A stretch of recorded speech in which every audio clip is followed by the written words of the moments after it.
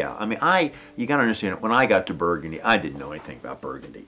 I mean, when I was buying wine early on, I was buying a lot of Rhone wines, Italian wines. Being in D.C., as I mentioned earlier to you before we started filming, it's like in Chicago. It's a vibrant town with a lot of active retailers who can actually import themselves. So there's a much better, much wider range of choices for the consumer.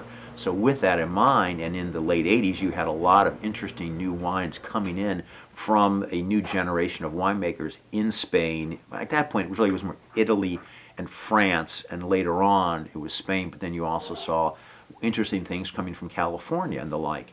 And so I was able to, cut my teeth on that, and just by chance ended up in Burgundy. Actually, I thought I was going to end up in Italy at the time. My wife was taking Italian lessons. We had more Italian wine connections and French wine connections. And when I finally got to Burgundy, immediately loved it, loved the people, loved France.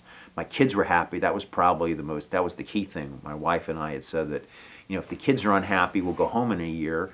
But we'll have having had a great experience and be able to go back and buy wine for ourselves from new friends for life, basically. So there was virtually no downside. If the kids were happy, which they were right away, we thought, well, maybe we'll stay for 3 or 4 years or longer, and that was the case.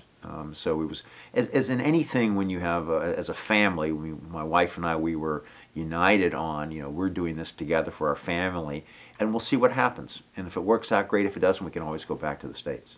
Just because you've got great terroir, great vineyard, doesn't mean it's lousy winemaking and there's no terroir.